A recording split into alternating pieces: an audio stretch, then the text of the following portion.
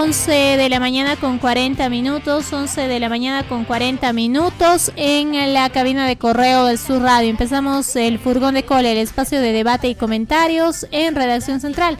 Luis Alberto, ¿cómo estás? Buenos días. ¿Cómo estás, Raika? Buen día a todos los radioescuchas de Correo del Sur Radio 90.1 Redacción Central. Ahora estamos con Furgón de Cola, como siempre y como su nombre lo dice, a la cola del programa. Estamos a las 11 de la mañana con 40 minutos. El lunes, Correo del Sur publicó la noticia que oficializaba, y lo decía el mismo Ministerio de Salud, que estamos ya en la cuarta ola, pese a que en el departamento...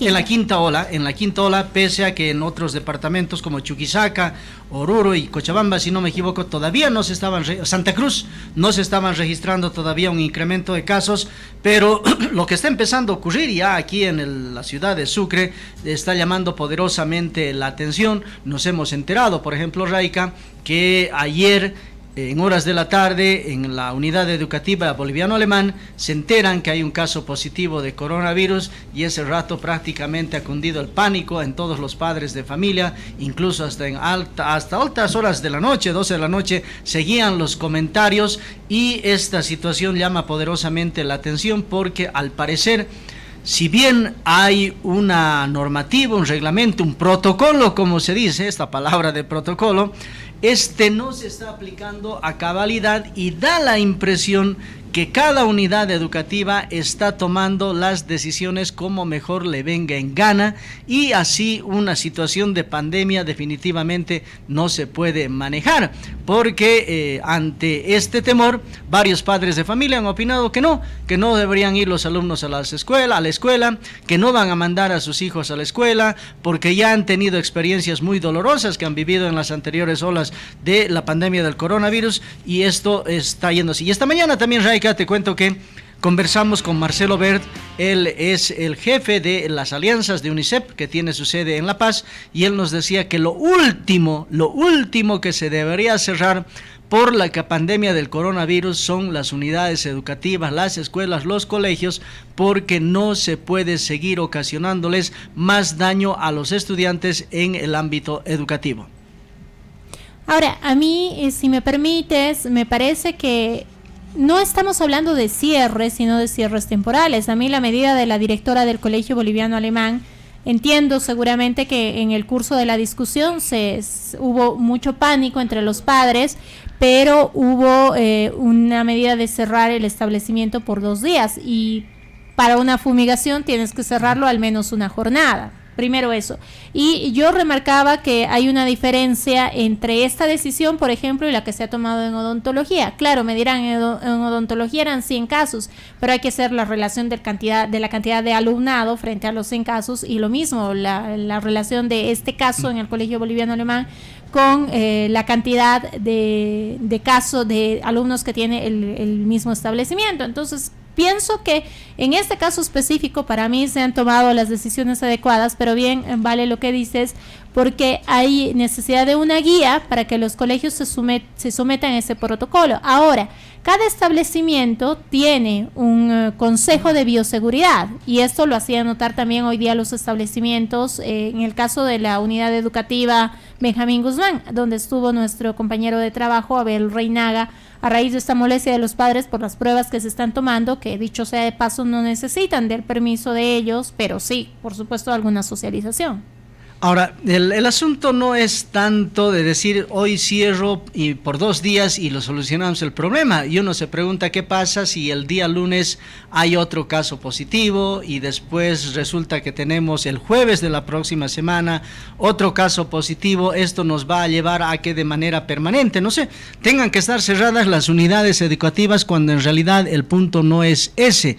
Se ha dicho que si hay un caso positivo en una unidad educativa, obviamente que se localice un determinado curso, el curso debe ser aislado de manera temporal. ¿Se ha dicho? ¿Quién lo ha dicho? Claro, eso es lo que está normado, ¿no? Y esta mañana tuvimos una discusión muy interesante con el colega Abel Reinaga, justamente para entrar a ver cuál es la situación de esto, y él me decía, pero si eso está normado, Si hay un caso positivo de un alumno en una unidad educativa, lo que se debe hacer es solamente cerrar el aula y dejar que el resto del establecimiento continúe pasando clases. Pero otra vez, si comenzamos, como hemos comenzado con el ejemplo de el Colegio Sudáñez primero, luego con la Facultad de Odontología, después con la Facultad de Economía, ahora con esta unidad educativa, el boliviano alemán, entonces no sabemos dónde vamos a parar y prácticamente da la sensación que dentro de 1 o 2 semanas vamos a estar sin clases presenciales otra vez, vamos a estar volviendo a la virtualidad otra vez, cuando en realidad se ha dicho de que la manera de combatir el coronavirus, primero es que los padres de familia debemos tener la responsabilidad de hacerles vacunar a nuestros hijos. Lo segundo es que no debe cundir el miedo, porque hay un gran miedo ahora. ¿Y esto por qué no debe cundir el miedo? Porque la gran mayoría de la gente ya nos hemos hecho vacunar. Entonces, definitivamente hay que enfrentar al coronavirus, no queda de otra, porque si no así de escape en escape, ¿a dónde vamos a llegar? Y lo que es peor, ya la UNICEF también lo señalaba, que durante todo este tiempo de pandemia los alumnos han perdido o han retrasado su avance educativo curricular por lo menos en 1 año y 4 meses. Y esta situación a alguien tiene que llamarle la atención definitivamente, y ante este actuar tan discrecional de cada una de las unidades educativas o de las facultades, lo que requerimos es que haya una normativa clara. Ayer o anteayer hablando decíamos que la normativa de hace 1 año o 2 años para ver cómo enfrentamos la pandemia del coronavirus ya no debe ser el mismo que tenemos ahora. Debe cambiar algo esta situación, porque ante la presencia de un caso no todo el mundo debe escapar, porque eso es lo que está ocurriendo ahora.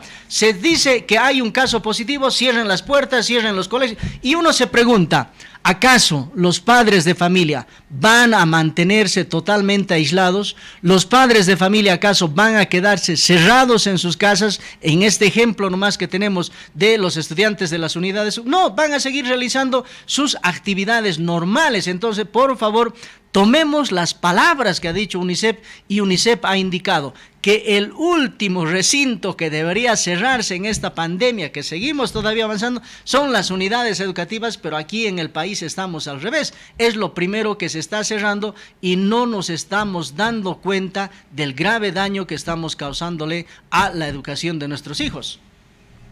Ahora, hay que remarcar lo siguiente, y eso lo dices tú, hay que remarcar lo siguiente, y es que se necesita justamente que haya claridad y socialización de las autoridades educativas, porque hay una norma y un reglamento, y de las autoridades de salud, para que los colegios y los establecimientos sepan cómo proceder en estos casos.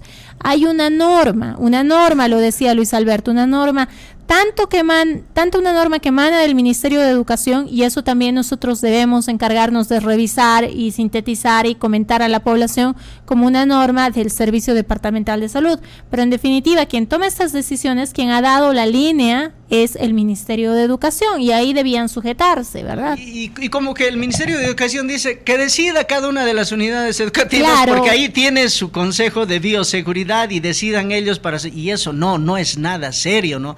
Incluso... Pero entonces vamos a convenir en esto, que no hay entonces una norma o un lineamiento desde el Ministerio de Educación, porque el Ministerio de Educación desde un principio ha dicho que decida cada unidad educativa, y cada unidad educativa ha estado pues haciéndolo a fuerza de la presión de padres o de maestros, hay que decirlo así. Y a presión de padres o de maestros, definitivamente. Sin precautelar de pronto el bien mayor de los niños. Ahora, que hay acciones que deben tomarse, hay acciones que deben estudiarse con las recomendaciones de salud, hacer un contrapeso y quién sabe dar una línea para que los establecimientos, yo todavía apoyo que decida cada consejo, pero bajo una norma básica, porque quién sabe de pronto decidiera migrar a la virtualidad todo el resto del año, imagínate el perjuicio que sería, claro, ¿verdad? Y ahora como que hay cierto tipo de elementos que a uno lo permite dar algún tipo de previsión respecto al comportamiento de la pandemia del coronavirus.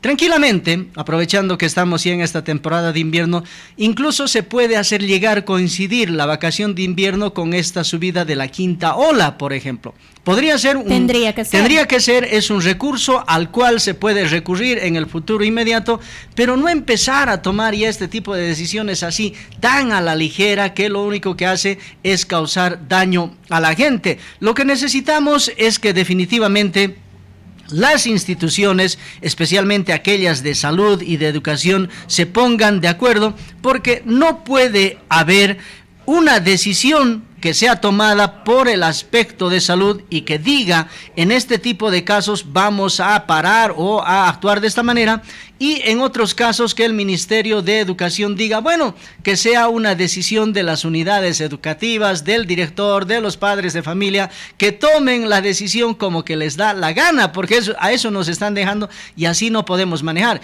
Y para esto siempre miremos la experiencia que hay en otros países, cómo están manejando. Si uno ve a la Argentina, ve a Brasil y un poco compara cómo están manejando la situación de la pandemia del coronavirus, nos vamos a dar cuenta que no hay este tipo de situación de esto, cerrar las escuelas. Incluso se informaba, por ejemplo, y uno dice, pero si Brasil es mucho más adelantado que nosotros, es verdad, es un poco más adelantado, pero no tanto. Ayer salió una información de Brasil que decía que hay 30 millones de personas que están bajo el umbral de la pobreza, pero aún así ellos continúan pasando clases de manera normal. Y aquí no sé si realmente hay padres o hay más padres de familia que están a favor de que se continúen pasando clases pese a que hay la presencia del coronavirus en nuestra ciudad, o de pronto hay más padres que se inclinan por decir, no, cerremos las unidades educativas, protejamos la salud de nuestros hijos, que nadie más vaya a pasar clases. Pero al otro lado uno se sigue preguntando, si se cierran las unidades educativas, ¿también los padres de familia están parando con sus actividades cotidianas? Porque si eso no ocurre, no tiene ningún sentido cerrar una unidad educativa cuando recién se ha presentado un caso.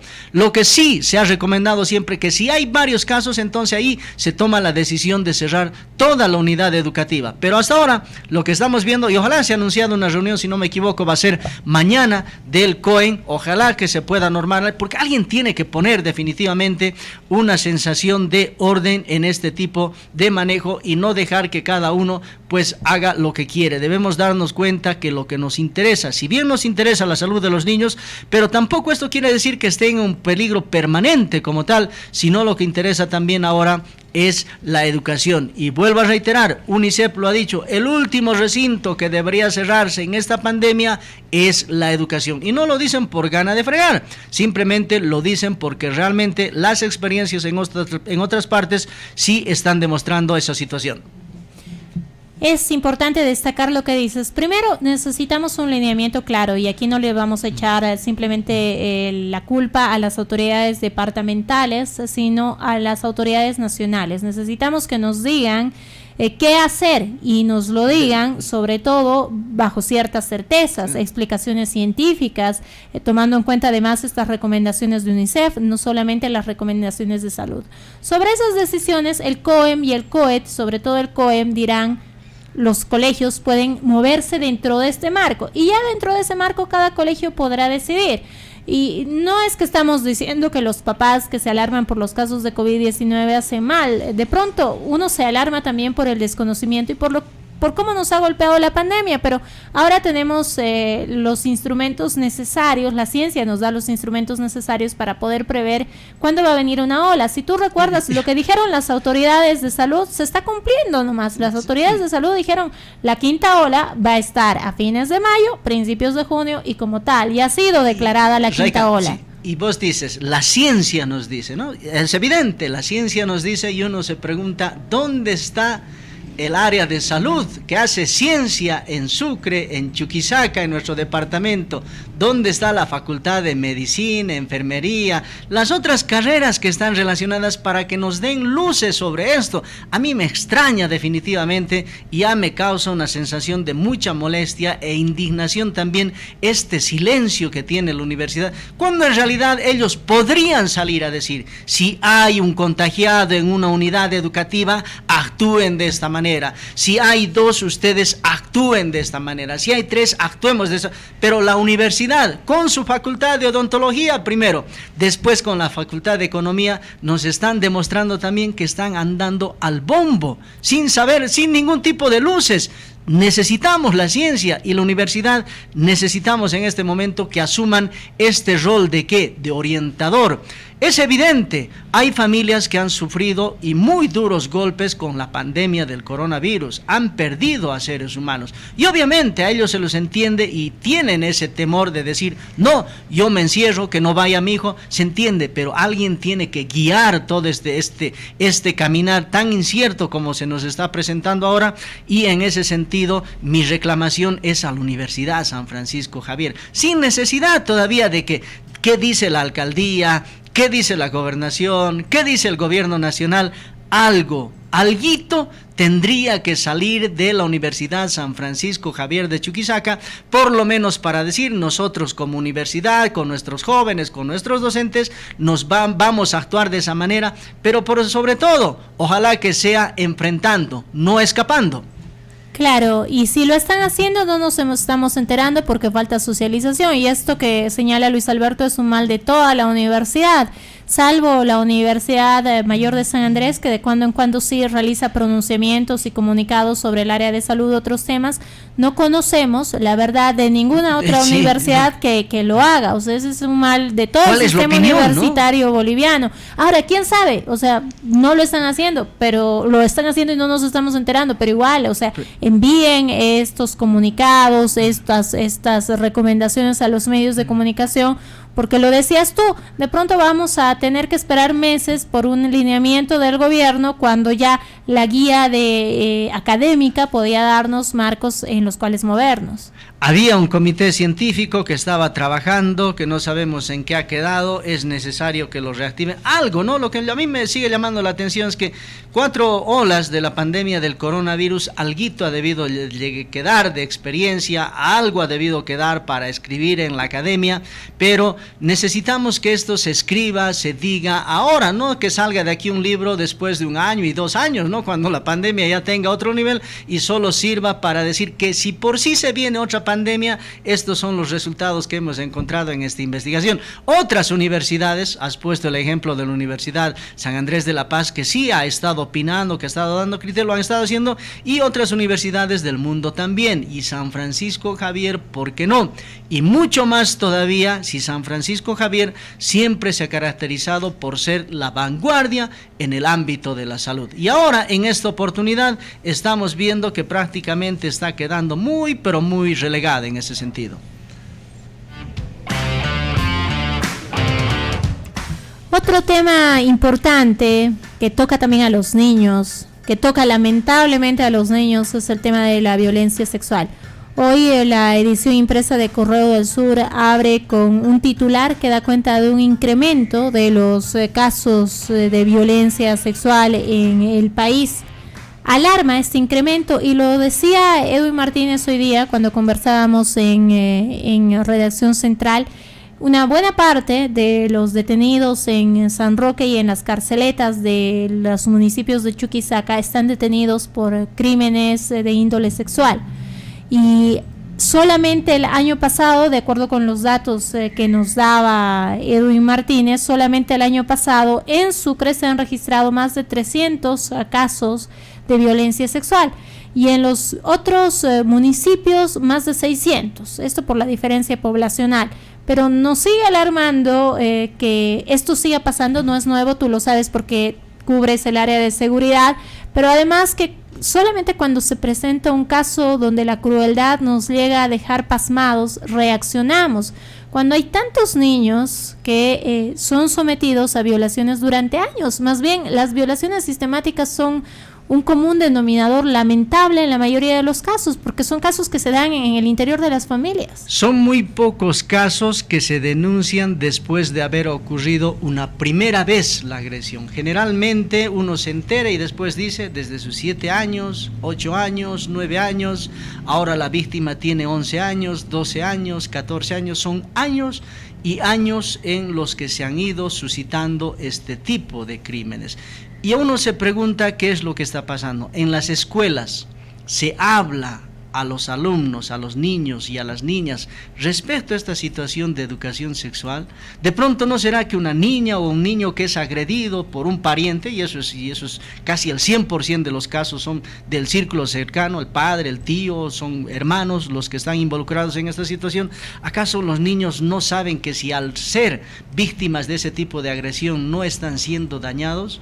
Me parece que hay una falencia en ese sentido, y creo que este asunto de la educación sexual todavía no se habla en los niños, porque al parecer con 8 años, con 7, con 9, con 10 años, pareciera que eso lo toman como algo normal, de pronto, ¿no? Además de eso, que hay encima la amenaza, que es muy fuerte, pero recién estos casos se descubren cuando las personas ya están entrando, están dejando la pubertad y entrando a la adolescencia. Esto significa 12, 13, 14 años es cuando recién se descubren este tipo de casos. Y ante esta situación, lamentablemente nos hemos acostumbrado, porque casi todos los días estamos informando de esto, pero no hay una reacción efectiva de las autoridades, ¿no?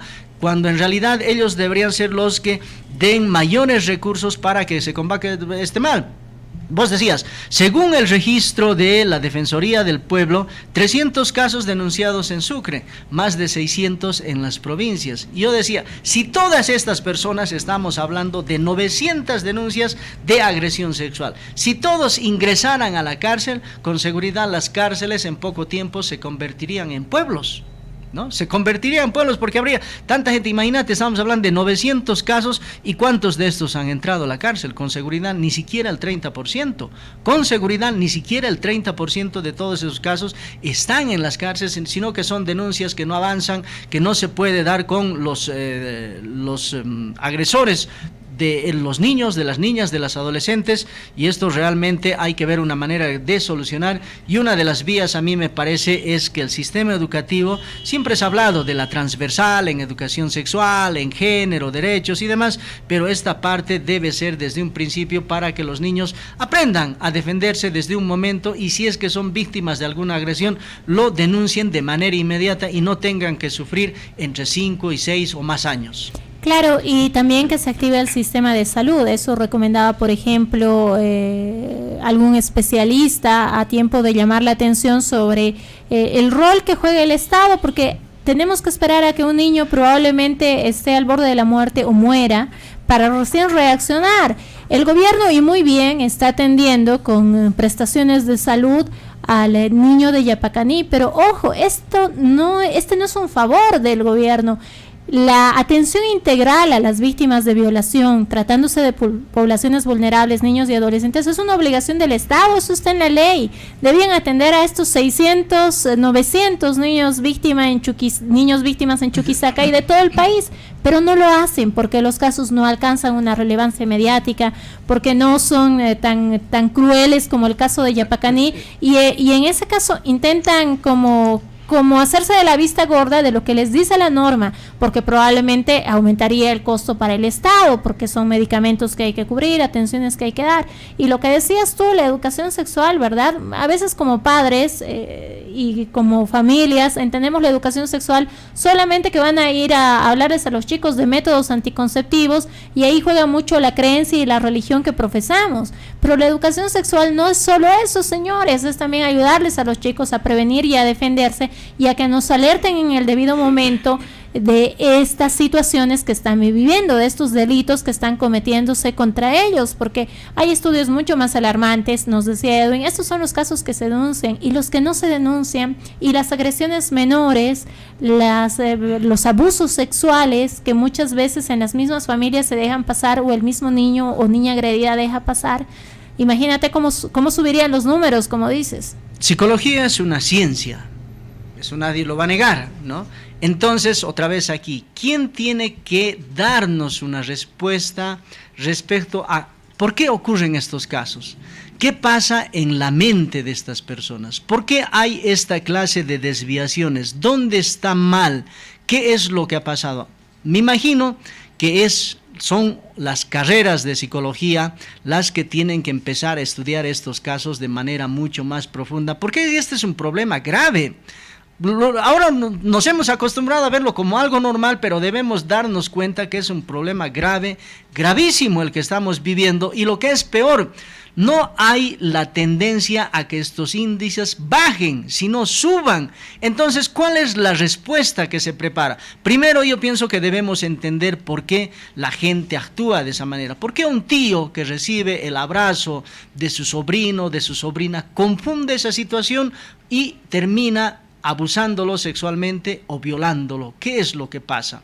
¿Por qué el padre actúa de esa manera? Y ahí necesitamos respuestas científicas, y para que nos den esas respuestas científicas, pues están las facultades, las unidades académicas de psicología, en todo caso, para que empiecen, y después ellos nos digan: nosotros hemos encontrado que en esta población que tiene estas características, debido a estos factores, creemos que hay este tipo de problemas y debemos luchar a este mal de esta manera. No hay esa situación. En las provincias Raica, la mayor cantidad, en Camargo, por ejemplo, hay algo más de 50 detenidos entre preventivos y sentenciados.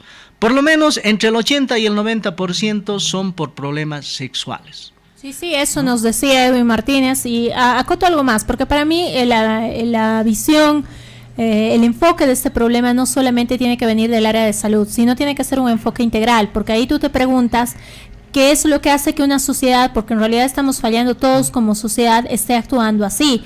¿Qué otros factores juegan? Porque a veces cuando lo miramos solamente desde el área de la salud, tendemos a patologizar esto, que viene a ser un delito, viene a ser un crimen, y a disculpar a los autores, y no se trata de eso. Se trata de ver cómo estamos fallando como sociedad, o qué hace que tú te sientas con el poder para abusar de un niño, una niña, un adolescente, una mujer, un par tuyo, ¿verdad? Entonces, verlo de manera más integral e involucrarnos todos en esto. A raíz de estos datos, se ha decidido volver a convocar a estas mesas de trabajo para luchar contra la violencia sexual. Y en este sentido, ¿a quiénes se convoca? Se convoca a miembros de la justicia, a las alcaldías municipales que trabajan con niños y adolescentes y con mujeres, se convoca a la fiscalía, se convoca a la policía. Y creo que hay un error en ese sentido cuando se piensa que este es un tema que se lo va a solucionar de manera inmediata. A mí me parece que dentro de estas mesas de trabajo tiene que estar la universidad, porque necesitamos que este caso, que esta situación se estudie, que ya es un común denominador en el país, y eso es lo lamentable, se estudie y desde la ciencia se nos indique qué es lo que debemos hacer como sociedad. Necesitamos que estas cosas se hablen a los niños desde primer curso, o necesitamos que se hablen cuando estén saliendo bachilleres. La ciencia tiene que decirnos eso. Ellos tienen que responder, porque de otra manera yo no lo veo el hecho de decir: no, vamos a endurecer las penas, en vez de que sea 20, que sea 40, y si vamos a incrementar las penas, en vez de que sea 40 por uno, más 20 del otro va a tener 60, ya no va a salir. No, porque aquí hay una cosa que hay que señalar más. Aquí el problema no es el reincidente. El problema es que cada vez hay nuevos y nuevos, porque una vez que uno lo dé 20 años a una persona, casi muy pocos vuelven a reincidir, es evidente, ¿no? Pero el problema no es la reincidencia, el problema es que cada vez está apareciendo más gente que es nueva y nueva en la comisión de esta clase de delitos. El problema es también la reincidencia, Luis Alberto, porque el sistema judicial te termina liberando a la persona que recibe 20 años, y eso hemos visto casos muy concretos, sí, pero a los 4, 5, 6, 7 u 8 años, y además las investigaciones te permiten establecer que esta persona que no figura como reincidente resulta que sí lo era, y las autoridades se ponen a investigar, las instituciones se ponen a investigar cuando vemos la crueldad de estos casos. Y otra vez, no es solo la ciencia, ya hay organismos internacionales que te dan lineamientos para actuar, hay activismo, hay víctimas de las que se debía tomar su palabra, de estas mismas familias. El caso de Yapacaní, la primera familia víctima de esta familia de violadores había advertido en su momento que podían haber podían haber más víctimas, y no le hicieron caso. La fiscalía no los escuchó, la policía no los escuchó. A mí, en la cuestión de la reincidencia, Raica, pasa lo siguiente: la reincidencia, o sea, se hace más preocupante, más llamativa cuando hay el escándalo, ¿no? Yo decía, y eso a nosotros yo pienso que eso a la sociedad le está confundiendo, y es por eso que la mayoría de las organizaciones pro derechos se están abocando a decir: ¿qué hacemos para evitar eso? La solución: endurezcamos las penas. Pero en realidad, a ver, Chuquisaca, el defensor del pueblo decía, 300 denuncias en Chuquisaca, 600 en los municipios de nuestro departamento. De esos, ¿qué porcentajes son reincidentes que se hayan conocido en Chuquisaca? Casi ninguno.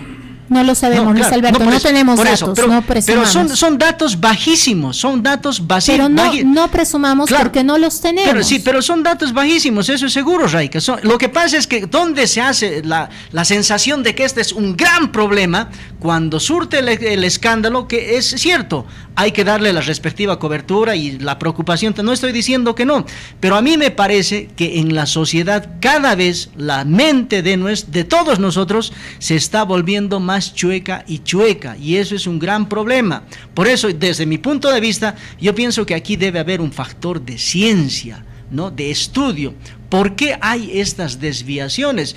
Y lo que es lamentable, cada año que nosotros conocemos, las estadísticas tienden a subir y a subir, pese a que hay lineamientos de una parte, de otra parte, incluso hay leyes que se dicen que tienen que darles más recursos para que... el Estado no las acata. No las si acata, hay leyes y no las acata el mismo Estado que las dicta, ¿cómo tú puedes suponer que va a haber un efecto? Y no te estoy diciendo de encarcelemos a todos y que de pueblos enteros estén encarcelados, que tiene que haber penas, porque ojo, yo te reitero, yo no estoy de acuerdo con llevar esto a la patología, que debe estudiarse, sí, total, que hay que hacer las consultas respectivas, pero no, porque luego terminas liberando a los delincuentes y justificándolos, y para mí es un problema más integral. Pero si ni el Estado las cumple, y te digo otra vez, no me estoy refiriendo solo a las penas, sino el Estado no te cumple cuando tiene que atender a una víctima integral, el Estado no te cumple cuando tiene que institucionalizar al personal de la Defensoría, de la Fiscalía, de la Policía,